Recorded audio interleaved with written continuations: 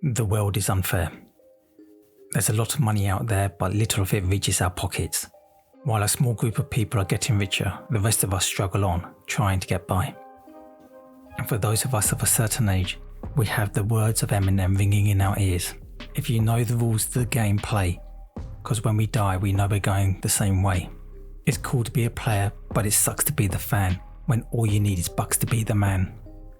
If only there was a way we can turn our hard work into everything we want. If only someone could tell us the tricks of the rich to get ahead. How to be more successful with the ladies, how to beat the stock market. If only there was someone who could tell us the rules of the game. Enter the internet gurus. They just seem so relatable and willing to teach us everything they know so that we can become successful too.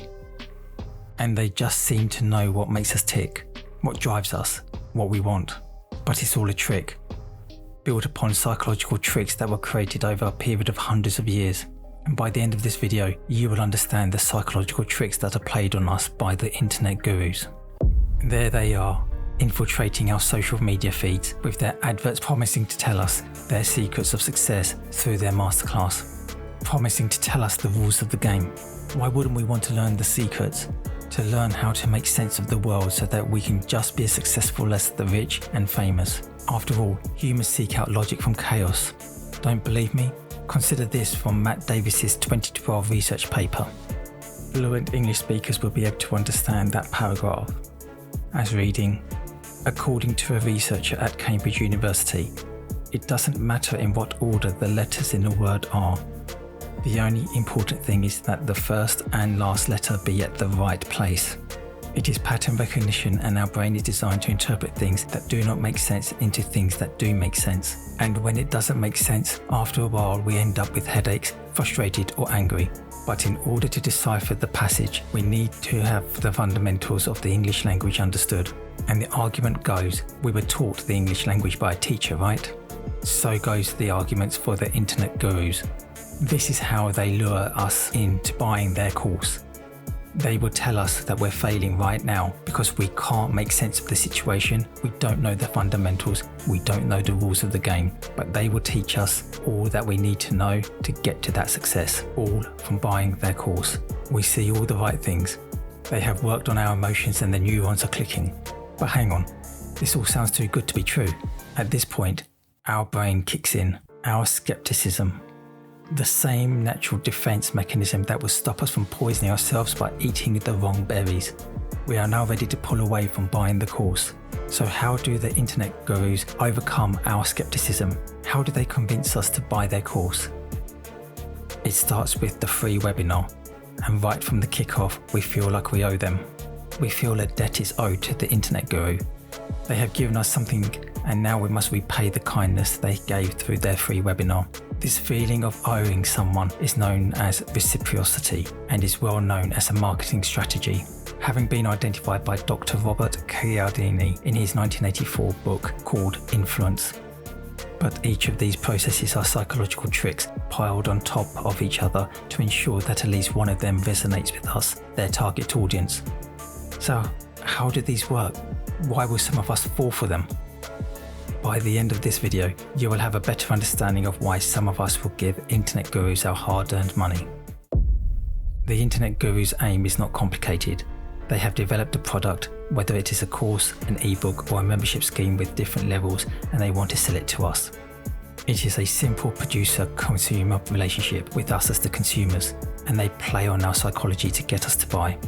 Of course, it is not only internet gurus that do this, with big businesses also doing this, but the number of psychological tricks played on us by the internet gurus is phenomenal. Now, no discussion of consumer behaviour can be had without discussing Maslow's hierarchy of needs, which was part of his theory on human motivation. Despite being criticised for the methodology and limited sampling in the research, Maslow's hierarchy of needs continues to be used in textbooks for consumer psychology and where I found him for work psychology. Abraham Maslow proposed the hierarchy of needs back in 1943, fully setting it out as a concept in 1954. Since then, it has been developed further to what we have today. As set out in the article for Saul MacLeod, a psychology teaching assistant at Manchester University, Maslow's hierarchy of needs has been expanded to 8 stages. The 8 stages are: physiological needs, safety needs, need for love and belonging, esteem needs, cognitive needs, aesthetic needs, self-actualization needs, and transcendence needs. It is important to note that whereas it was originally proposed that the bottom layers need to be achieved before moving to the next one up, it is now considered to be a much more fluid than that, with a person's motivation jumping to different stages depending on the circumstances and the stages being more blurred than defined. So how do the internet gurus use these stages of needs to motivate us to buying into their products? Let's break them down one by one. But remember, the internet gurus will jump around the different stages of needs as they want. The first stage of motivation is physiological needs. This is our demand for basic needs such as food, water, rest and warmth, with the next stage of motivation being safety needs such as physical, emotional, financial safety, shelter and security, which can include job security. So what tricks do the internet gurus use for these two stages? How do the internet gurus remind us of all those concerns? Well, cue the fake background stories of the internet gurus. How they spent hours stuck in city traffic for little pay in a dead-end 9-to-5 job for a boss less clever than them.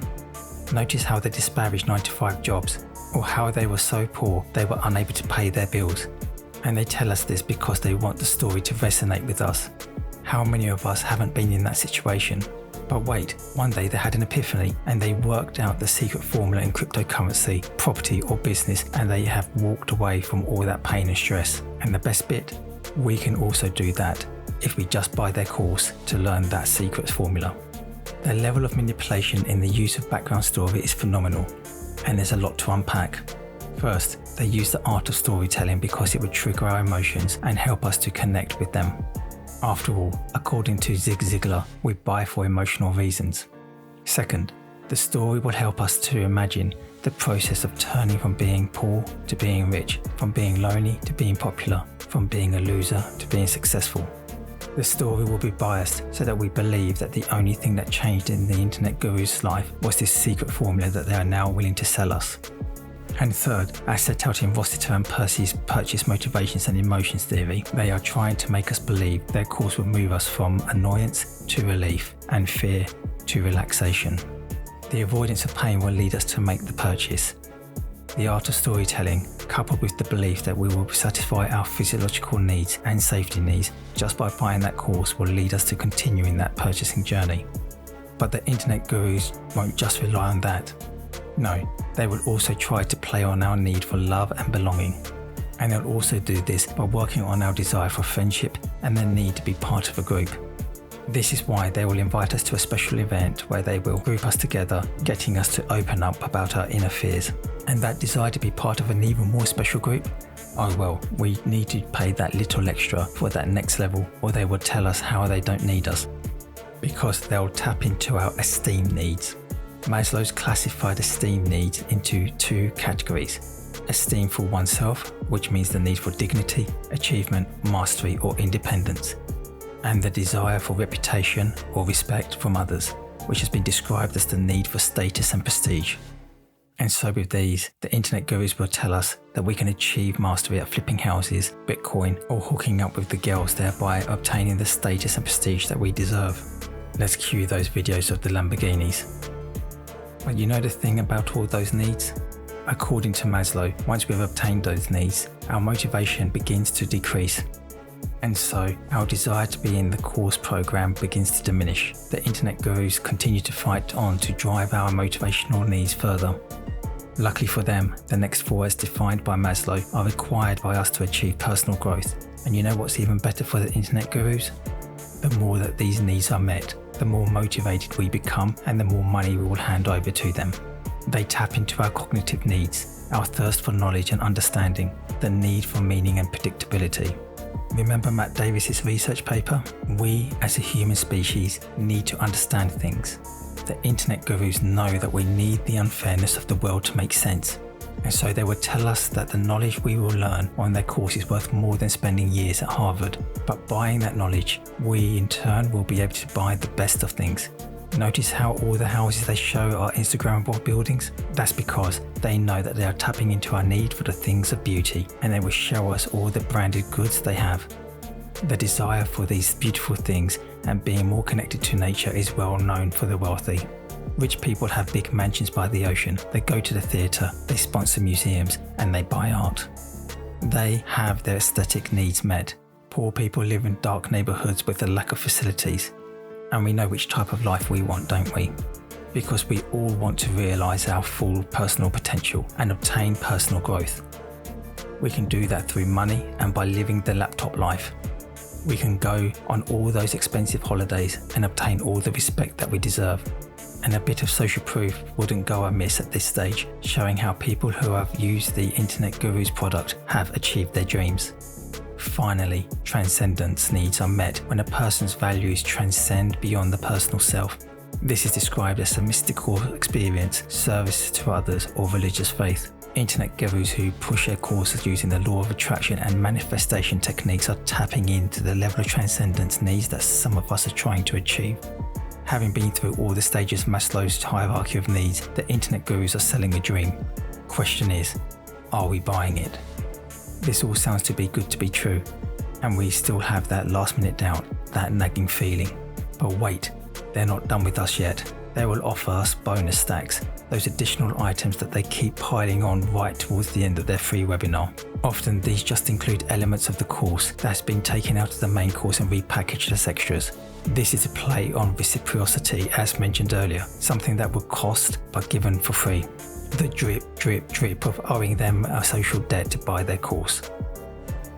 The other reason for the bonus stacks, especially when used with heavy discounting, is that it prevents us from comparing like for like offerings in the marketplace and to throw off our price anchoring. Why is that important? Price anchoring is the process of establishing a price point which we will then use to make the decision to buy. Notice how the bonus stacks all have values attached to them.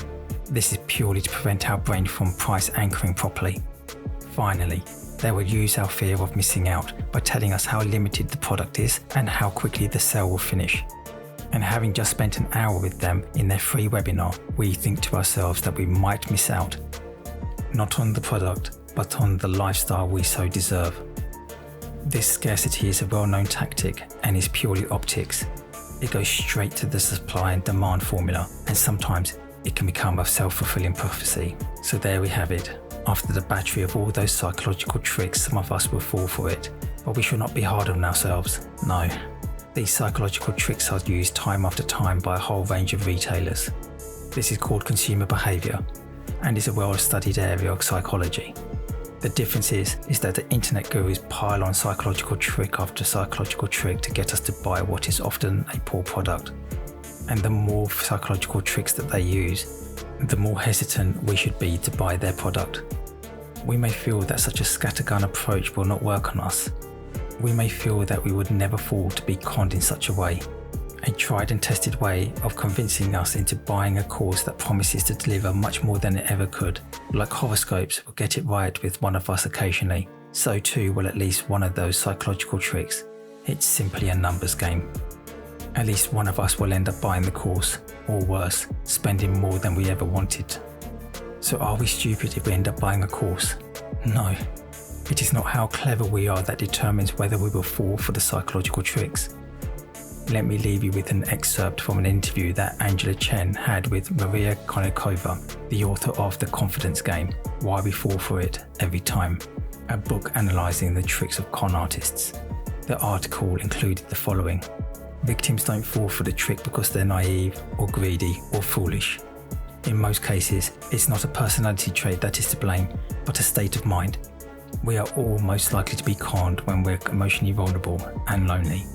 It's when we're most desperate that we are grateful for the kind stranger who shows up with the easy solution and most likely to quash the inner voice whispering that things are just too good to be true.